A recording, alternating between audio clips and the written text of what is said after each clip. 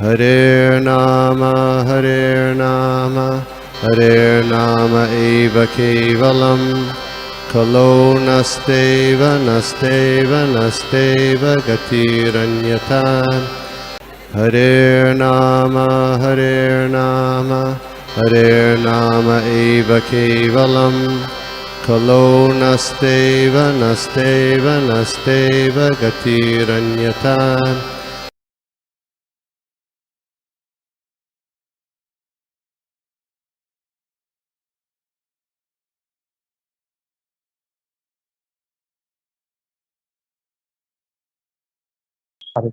ठीक है, हम लोग स्टार्ट करते हैं। हम लोग ओम नमो भगवते वासुदेवाय, ओम नमो भगवते वासुदेवाय, ओम नमो भगवते वासुदेवाय। नारायणं नमस्कृत्य नरं चैव नरोत्तमं देवीं सरस्वतीं व्यासं ततो जयमुदीरये। नष्टप्रायेषु भद्रेषु नित्यं भागवत सेवया भगवती उत्तम श्लोके भक्तिर्भवति नष्टकी। नमो विष्णुपादाय कृष्ण प्रेष्ठाय भूतले श्रीमते भक्ति वेदांत स्वामी नामिने नमस्ते सारस्वती देवे भगवान प्रचारिणे निर्विशेष शून्यवादी पाश्चात्य दिशतारिणे। जय श्री कृष्ण चैतन्य प्रभु नित्यानंद श्री अद्वैत गदाधर शिवा साधु गौर भक्तवृंद।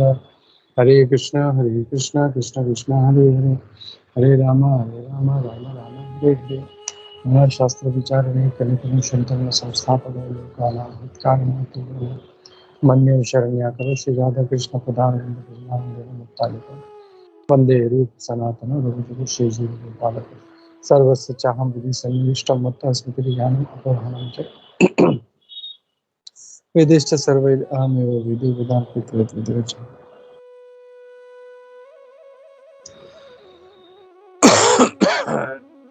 हरे कृष्णा। तो सभी का स्वागत है और आज हम लोग देख रहे हैं पहले स्कंद के 19वें अध्याय जिसका नाम है शुकदेव गोस्वामी का आगमन, और हम लोग देख रहे हैं श्लोका नंबर 19। तो मैं श्लोका शेयर करता हूँ। तो हम लोग देखते हैं श्लोका नंबर 19।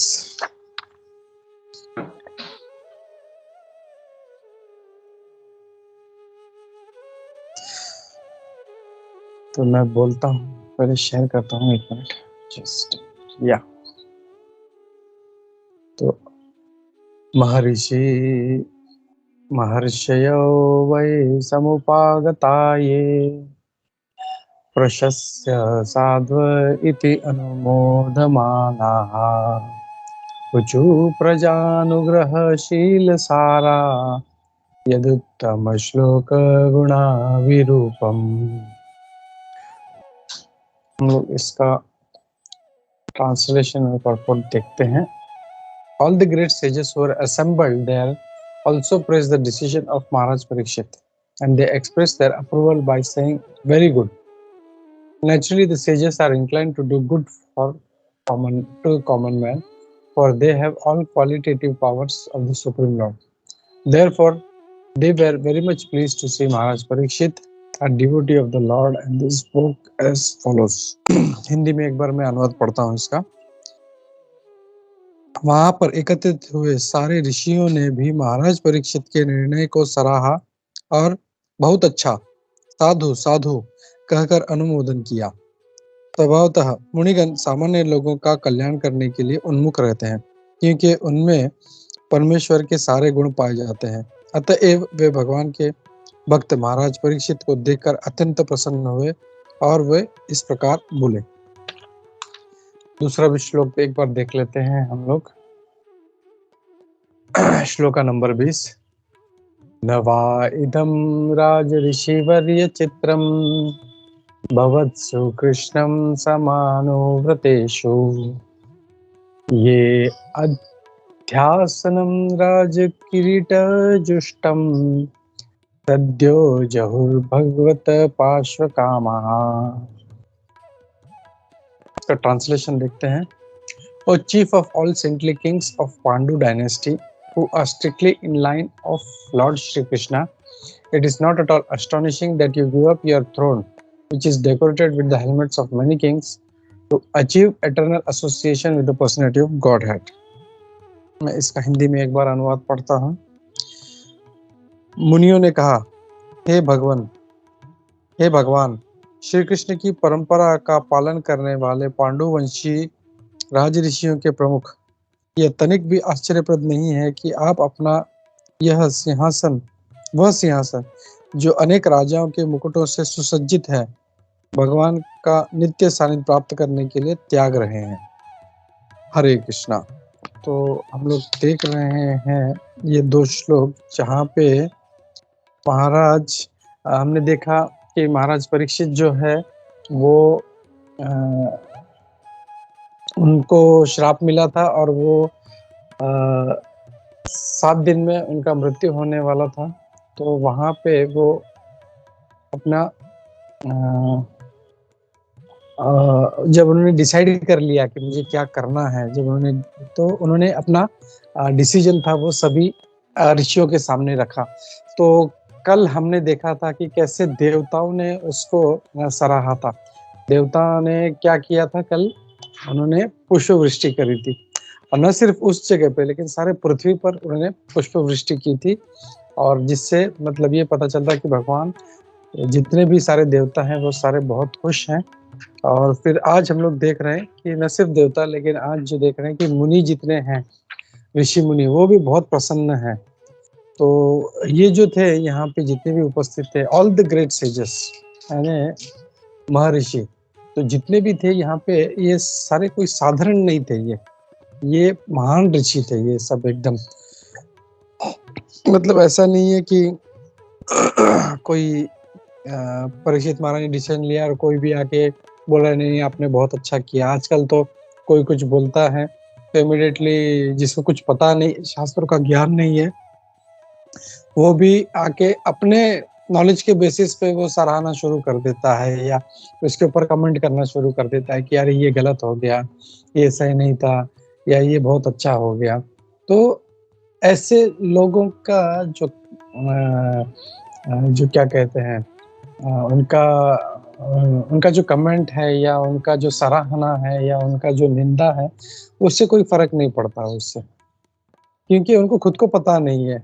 और ऐसे लोग आते भी हैं तो वो वो जब कुछ करते हैं, चर्चा करते हैं उस पे, तो वो पूरा वेस्ट है वो। और मतलब उनसे कोई मतलब है कुछ, उससे किसी सहायता नहीं मिलती किसी को। तो ये है। तो यहाँ पे जो है अब हम देख रहे हैं कि जो बड़े बड़े महर्षि और ये सारे जो थे एकदम उच्च कोटि के महर्षि थे, और वो यहाँ पे महाराज परीक्षित की प्रशंसा कर रहे हैं कि अरे वाह बहुत अच्छा काम किया। और क्या कहा है उन्होंने, साधु साधु। तो ये उन्होंने प्रशस्य यानी प्रशंसा की, किससे, साधु इति अनुमोदमानः, उन्होंने अनुमोदन किया। और कैसे, उन्हें साधु साधु कहते हैं। तो जब कोई मतलब भक्तगण में या भक्तों के जब सभा में जब कुछ बात अच्छी लगती है तो ऐसा नहीं अरे वाह वाह वाह वाह वाह बहुत अच्छा क्लास था, या नहीं नहीं बहुत अच्छा पॉइंट था, नहीं, इसको साधु साधु करके उसको ये करते हैं। ये कोई मतलब ऐसा कोई सर्कस का शो नहीं है या कोई भौतिक मटेरियल शो नहीं है कि ये लोग ताली मार रहे हैं वैसे। और पहले भी हम लोगों ने इस पे चर्चा करी थी कि जब भी भक्तों के सभा में जब कुछ ऐसा स्पिरिचुअल कुछ डिस्कशन हो रहा है तो वहाँ पे ताली नहीं मारते। यहाँ पे मैंने बताया भी था कि जैसे कई साल पहले मतलब हमारे जो गुरु महाराज भी भक्ति भृंग, परम पूज्य भक्ति भृंग गोविंद महाराज, उन्होंने क्लास में भी कहा था कि जैसे बहुत से लोग ऐसा कुछ भी अच्छा बोले ताली मार देते, फिर ताली। तो उन्होंने फिर टोक दिया, बोला नहीं ऐसा नहीं करना चाहिए, हम लोगों को जो साधु साधु कह के उनको उसको उसका अनुमोदन करना चाहिए। तो that is the correct etiquette, ये सही एटिकेट है। ये एटिकेट जो है बहुत इम्पोर्टेंट चीज़ है हमारे लाइफ में। हमको कहाँ पे क्या बोलना है, क्या करना है, कैसे हम लोगों को अपना बर्ताव रखना है। जैसे इसलिए हम लोग वैष्णव एटिकेट्स का एक स्पेशल क्लास होता है। भक्ति चारू महाराज ने वैष्णव एटिकेट्स पे काफ़ी बड़ा बुक लिखा है। कि कैसे होना चाहिए, क्या करना चाहिए, क्या नहीं करना चाहिए, एवरीथिंग इज देयर। तो हम लोग ऐसा नहीं अपने मन में जो भी आए वी स्टार्ट डूइंग दैट। तो that etiquettes are very important. Sorry, उसको हमको फॉलो करना चाहिए। तो यहाँ पे क्या हुआ, यहाँ पे जितने भी महर्षि थे वो साधु साधु कह के वो बहुत प्रसन्न हुए, उनको बहुत अच्छा लगा कि चलो ठीक है, महाराज परीक्षित ने ये निर्णय लिया है कि मैं गंगा के तट पर बैठकर मैं आमरण उपोषण करूंगा। तो वही जो परीक्षित महाराज थे जिनको वो तृष्णा, जो प्यास लगी थी उसको, उसके वजह से जो उन्होंने ऐसा काम जो भगवान के द्वारा उनसे हुआ था, उसके बाद उन्हें फिर पानी तो छोड़ो, उन्होंने खाना भी नहीं खाया, उन्होंने पूरा सब कुछ छोड़ दिया। और वो 7 दिन तक वैसे ही वो उस तक्षकनाग के मतलब जो उनका मृत्यु होने वाला था उसके उपलक्ष्य में वो भागवतम, श्रीमद् भागवतम वो सुनने के लिए बैठ गए। फिर आगे कहा गया है कि आमतौर पे naturally the sages are inclined to do good for the common man. और ऐसे जो जो महर्षि होते हैं या भगवान के जो शुद्ध भक्त होते हैं, दे आर ऑलवेज इंक्लाइंड, तो ये हमेशा ये सोचते हैं कि हम लोगों का भला कैसे करें, कैसे लोगों के लिए कुछ अच्छा करें। हम लोग हमेशा उनका दिमाग में यही रहता है उनका कि मैं क्या करूं। और इसके लिए जैसे प्रभुपाद के पास भी जब कोई आता बोलता how can I serve you, और हमारे कई महाराज भी ऐसे ही हैं, जब भी कोई उनके पास जाता है तो या how can I serve you, how can I serve you, मतलब मैं आपके क्या, मतलब क्या करूं मैं आपके लिए। तो और वो हमेशा मतलब यही सोचते रहते हैं कि इसका क्या करें तो इसका जो है इसका भला होगा इसका। और ये एक जनरल जो है एक अच्छे भक्त का जो है या अच्छे जो शुद्ध भक्त हैं उनका लक्षण होता है कि वो हमेशा दूसरों का भला चाहते हैं। लेकिन जो स्वार्थी होगा वो हमेशा मतलब जो है मतलब उसका मेंटेलिटी ऐसा नहीं होगा, उसमें ये सोचेगा कि मेरा क्या फायदा, मैं इसमें से क्या उठाऊं।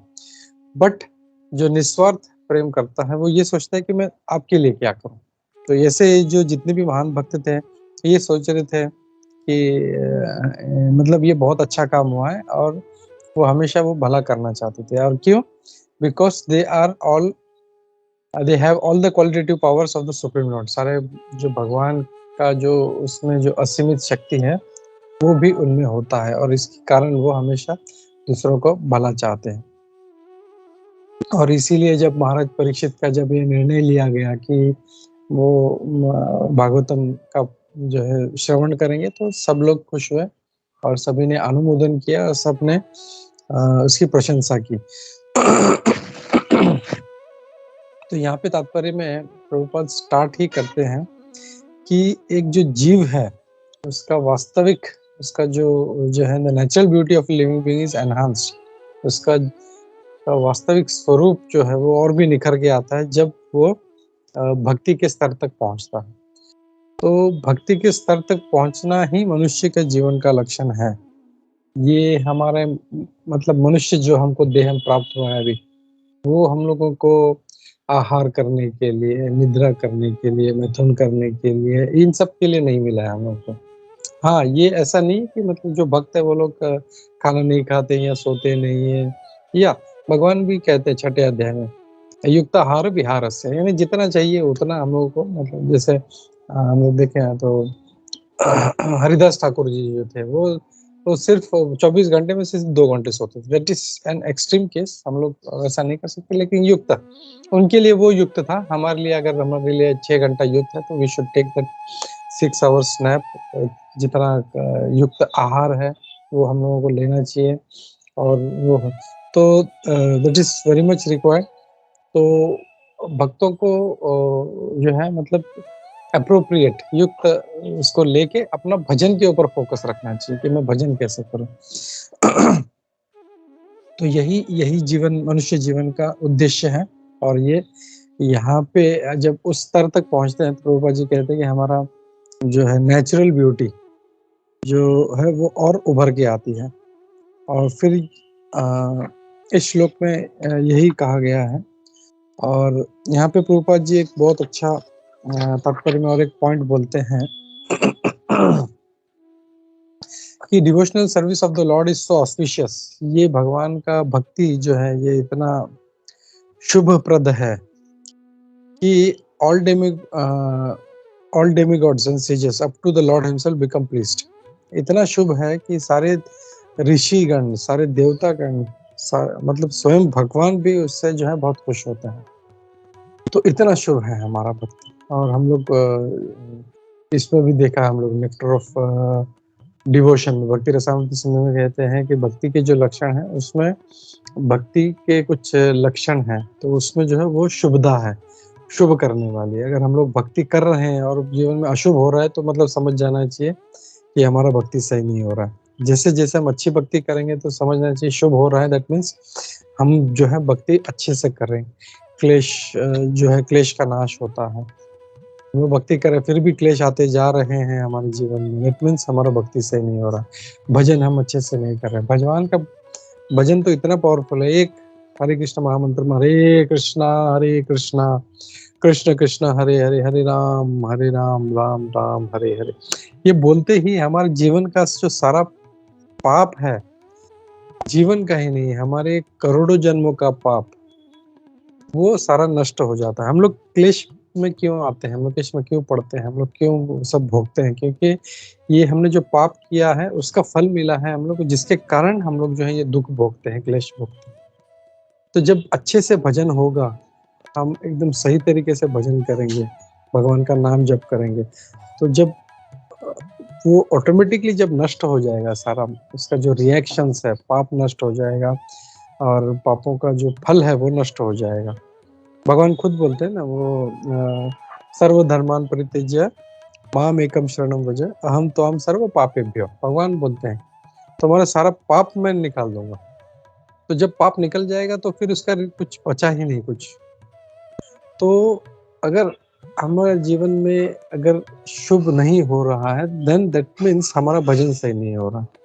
तो we have to focus on that. और हम लोगों को ऐसा नहीं है कि भक्तों को परेशानियां नहीं आती है, लेकिन वो उससे हमेशा त्रस्त नहीं रहते, इतने डिस्ट्रेस्ड नहीं रहते कि वो अरे भक्ति ही नहीं कर पा रहे, तो उतना त्रस्त नहीं होना चाहिए। हाँ, मतलब भगवान जो है कभी कभी अपने खुद वो भक्तों को अपने परेशानी में डालते हैं ताकि वो उस भक्त का जो गुण है और उभर के दिखे। जैसे प्रहलाद महाराज है, प्रहलाद महाराज को भी जो तक कितना तकलीफ था, उनके जैसा मतलब परेशान कोई नहीं रहा जीवन में।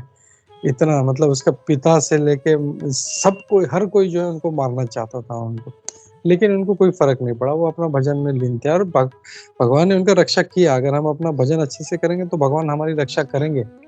जैसे रति रूपिणी माता जी आई थी 2 दिन पहले, तो उन्होंने भी यही कहा था कि नरसिंह मेहता जब भगवान के भजन में बैठ जाता था, सब भूल जाता था, अरे बेटी का ये काम कर, शादी का ये काम करना है, या श्राद्ध का ये काम, भगवान वो उसका काम करवाते थे। तो भगवान जो है हमारा ध्यान रखते हैं हम लोगों का। तो बस हमको उस जो है मतलब उसके ऊपर फोकस करेंगे तो ऑटोमेटिकली बाकी काम सब अपना होता रहेगा हम लोगों का। तो प्रभुपाद जी कहते हैं कि ये शुभदा है। फिर all inauspicious matters are removed from the path of a progressive devotee.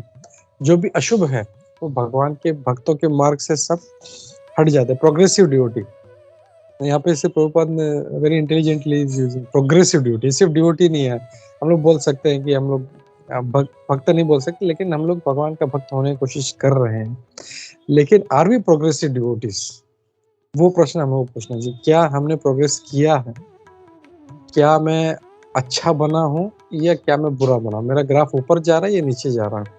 मेरे स्वभाव में जो है मतलब बदलाव आया है? मैं अच्छे तरफ जा रहा हूँ या नीचे की तरफ जा रहा हूँ? We are not progressive, then जो है we are in problem. Progress होना बहुत जरूरी है। और प्रभुपाद जी कहते हैं कि ऐसे प्रोग्रेसिव जो प्रोग्रेस कर रहा है उसके जीवन से, इसके मार्ग से ऑटोमेटिकली इनऑस्पिशियस जो है सारा निकलता जाता है। और यहाँ पे लास्ट में कहते हैं महाराज परीक्षित, meeting all the sages at the time of that was certainly auspicious.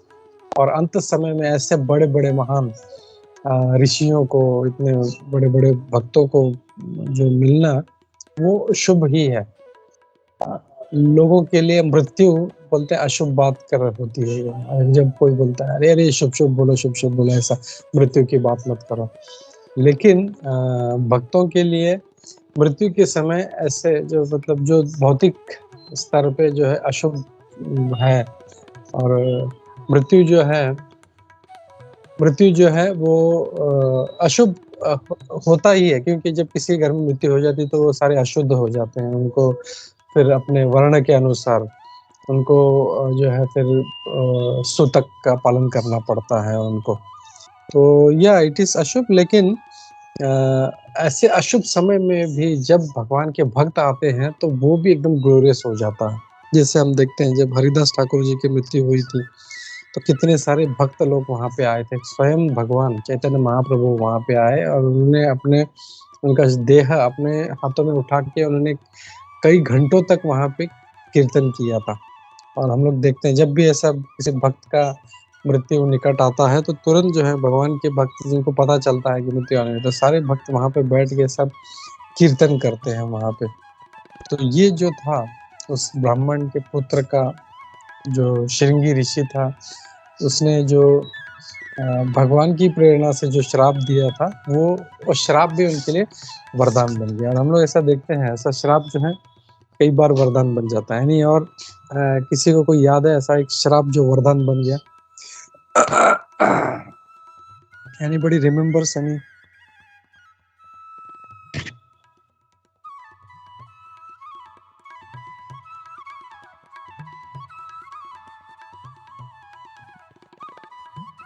Agree or Mani Kriva?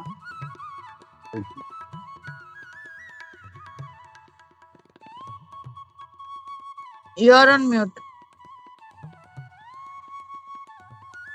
Okay तो या थैंक यू सत्यराज। तो ये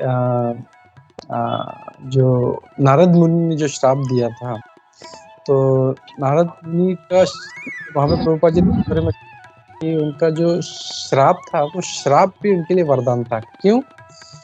क्योंकि उस श्राप की वजह से वो भगवान कृष्ण के आंगन में, नंद बाबा के आंगन में वो वृक्ष बने थे। और वहाँ पे डेली सुबह शाम जो भगवान कृष्ण को यहाँ से भागते हुए, खेलते हुए, दौड़ते हुए देखते रहते थे।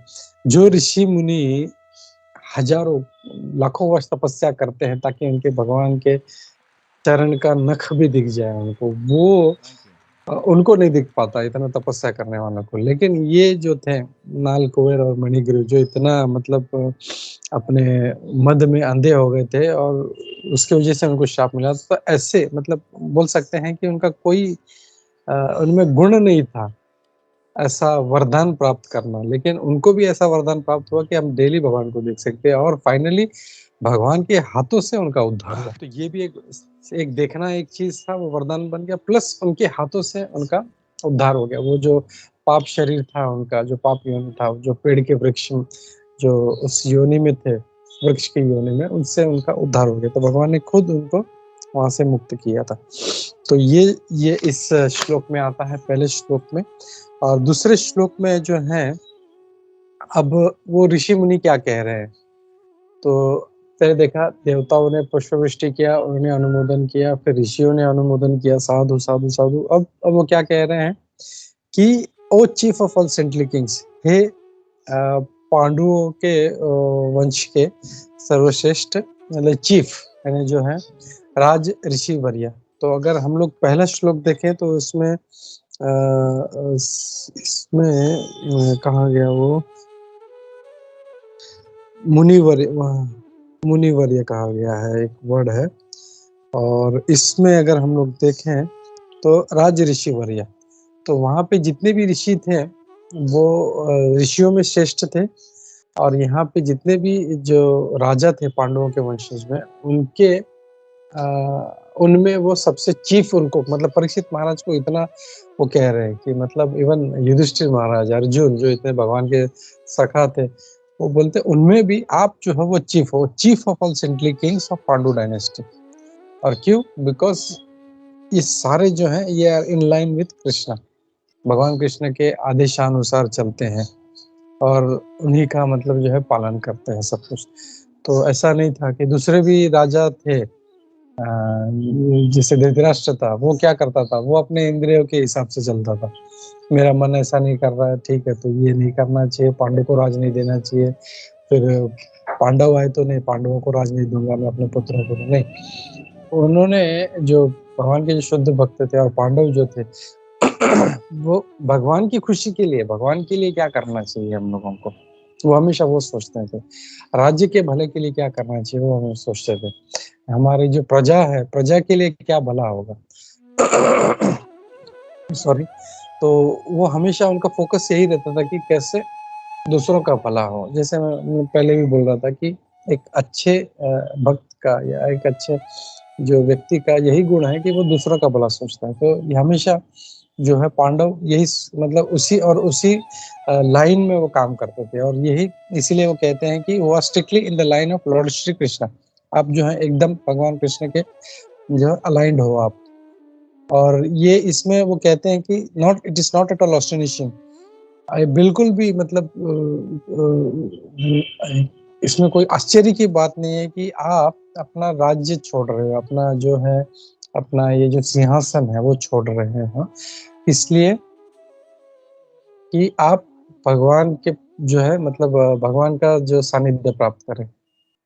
उसके लिए हम लोग देखते हैं कि लोग जो है भगवान का जो है संग छोड़ देते हैं, साधुओं का संग छोड़ देते हैं धन के लिए या अपने इंद्र तृप्ति के लिए। लेकिन यहाँ पे इन्होंने सब कुछ छोड़ा था भगवान का। मतलब समझना चाहिए कि आज हम लोग जिस भी पोजीशन है मटेरियल, अगर हम लोग का उसको 10 गुना अच्छा हो जाए तो विल बी सो हैप्पी, यार मेरे पास ये है वो है वो है, विल बी सो हैप्पी। लेकिन जस्ट इमेजिन, महाराज परीक्षित सारे पृथ्वी के सम्राट थे वो, और उनका जो है राज्य त्याग या सिंहासन का त्याग इज रियली अमेजिंग। ये मतलब एक आश्चर्य की बात है कि उन्होंने मतलब भगवान का सानिध्य प्राप्त करने के लिए उन्होंने सब कुछ छोड़ दिया। तो ये कह रहे हैं सारे ऋषिगण की इसमें मतलब आप लोग जो है मतलब यही करते आ रहे हो, इसलिए हम लोग को कोई आश्चर्य नहीं हो रहा है। It is not at all astonishing. और ये जो राज्य है, सॉरी ये जो सिंहासन है, ऐसे ही कई राजाओं के जो मुकुट है उससे सुसज्जित है ये। फिर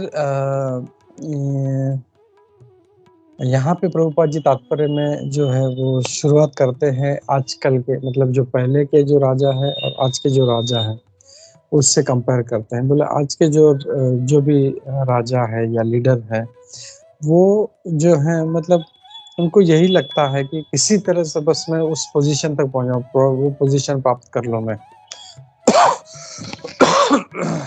जो पोजीशन पर पहुंच जाऊं। और उस पोजीशन पहुंचने के लिए वो कुछ भी करते हैं, और एक बार पहुंच गए तो फिर उनको छोड़ना नहीं है, फिर वो फिर मरते दम तक उनको उससे चिपक के रहते हैं वो।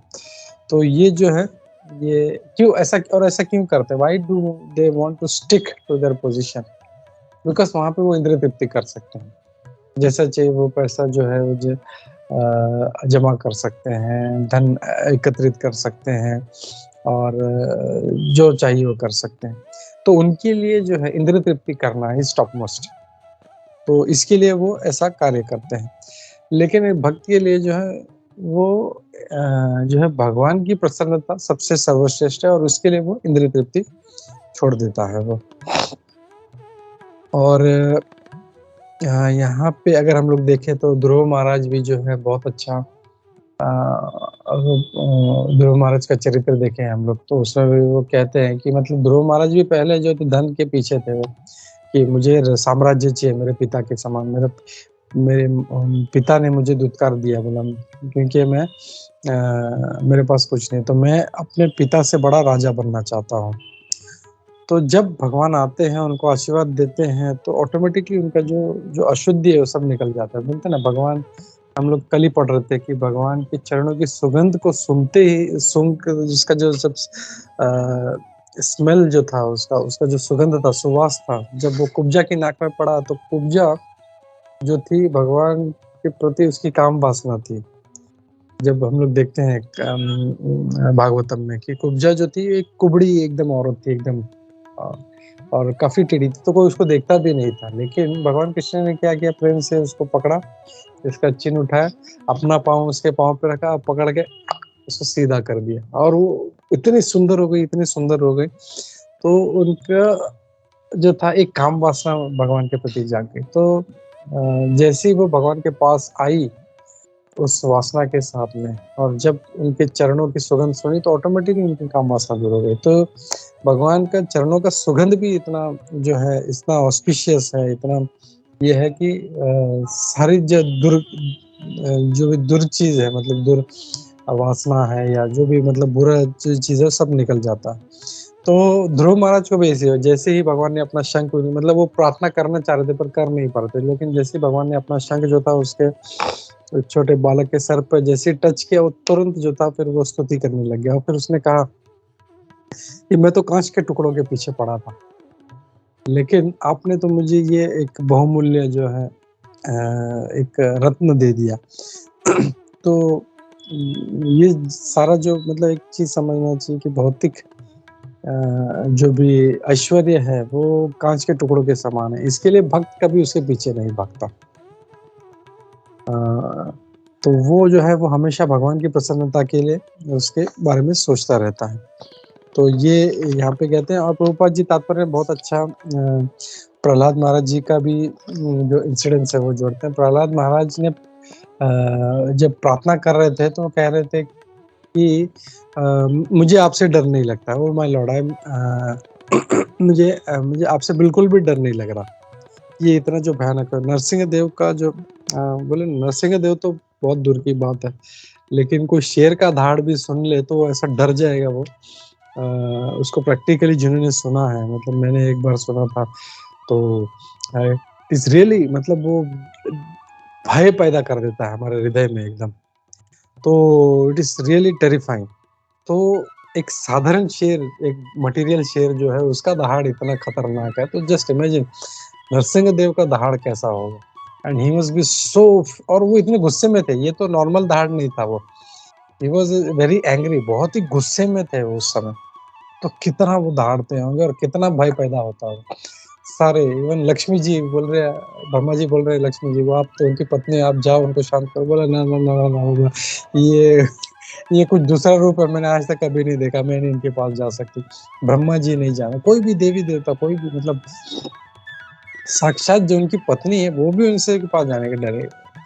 लेकिन प्रहलाद महाराज जो एक छोटा सा बालक था, 5 साल का 7 साल का है, he saying I am not afraid, मुझे बिल्कुल भी भय नहीं लगा। मुझे भय किससे लगता है, यहाँ पर प्रभुपाद जी कोट करते हैं, I am very much afraid of the materialistic way of life. तो कैन एनीबॉडी थिंक कि ये मटेरियलिस्टिक वे ऑफ लाइफ इतना भयानक क्यों है? मनुष्य भगवान नरसिंह देव के इतने भयानक रूप से भी भयानक है।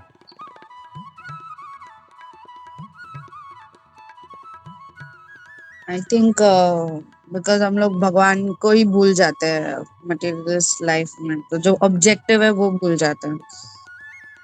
Yes, correct correct, thank you thank you. तो मटेरियलिस्टिक वे ऑफ लाइफ में अगर पढ़ता है जो व्यक्ति, तो ऑटोमेटिकली जो है वो सिर्फ इंद्र आहार निद्रा भय मैथुन, आहार निद्रा भय मैथुन में पढ़ के जो उसका जो उद्देश्य है वो भगवान का भजन, उससे भटक जाता है।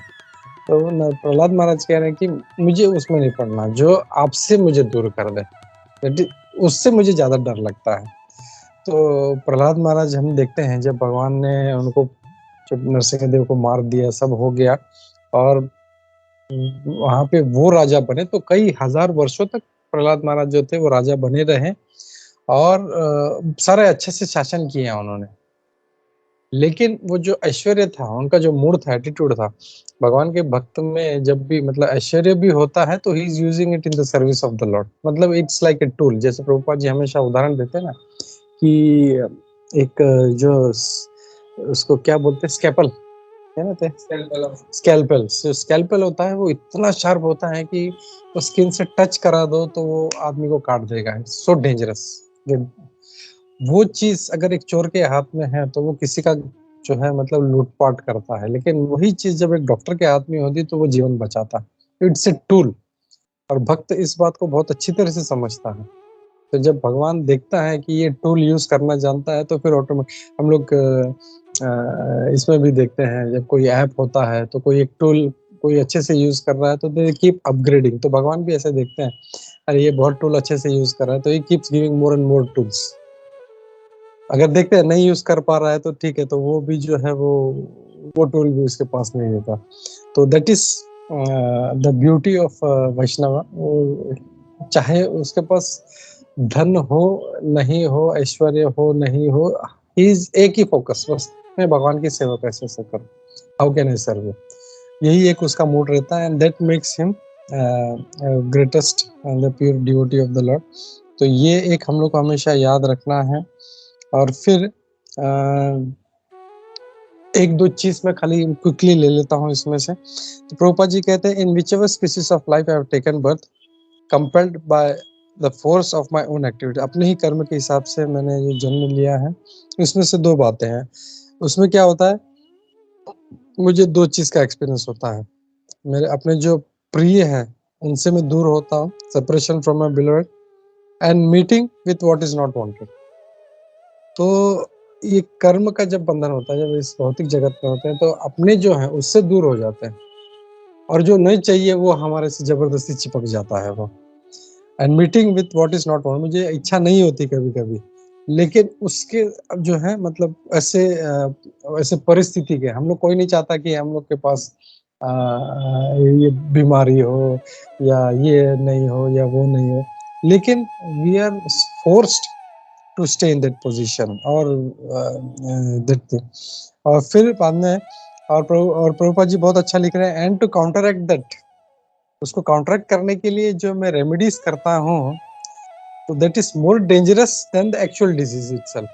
तो वो जो परिस्थिति था वो तो तब तक ठीक था, लेकिन जब उसको हम लोग ठीक करने जाते हैं तो जो रेमेडी यूज करते हैं वो और भी ज्यादा उसको भयंकर रूप दे देता है। तो ये प्रभुपाद जी कह रहे हैं, इनके प्रहलाद महाराज के प्रेयर्स से। और फिर यहाँ पे प्रभुपाद जी कहते हैं कि भगवान के भक्त जो है वो कभी भी जो इस बोलते ना माया के जो चकाचौंध से वो कभी भी ये नहीं होते, भटकते नहीं है। तो आज के श्लोक में हम लोग अगर दो श्लोक जो देखा उसमें से वो अगर कुछ सीखना है तो यही है कि जैसे पहले श्लोक में हमने देखा कि जो है एक भक्त का क्या लक्षण होता है, वो कैसे जो है हमेशा दूसरों का भला करना चाहते हैं। और सेकंड में भी वही पॉइंट को आगे एलैबोरेट किया गया है कि भगवान के भक्त जो है वो परीक्षित महाराज जैसे वो कैसे वो राज ऋषि वर्य थे वो, और क्यों थे वो हमने देखा। तो थैंक यू, मैं रुकता हूँ यहाँ पे, और किसी का कोई प्रश्न हो, कोई एडिशनल कमेंट्स हो तो हम लोग लेते हैं। हरे कृष्णा। ग्रंथराज श्रीमद् भागवतम की जय, श्रील प्रभुपाद की जय। हरे कृष्णा।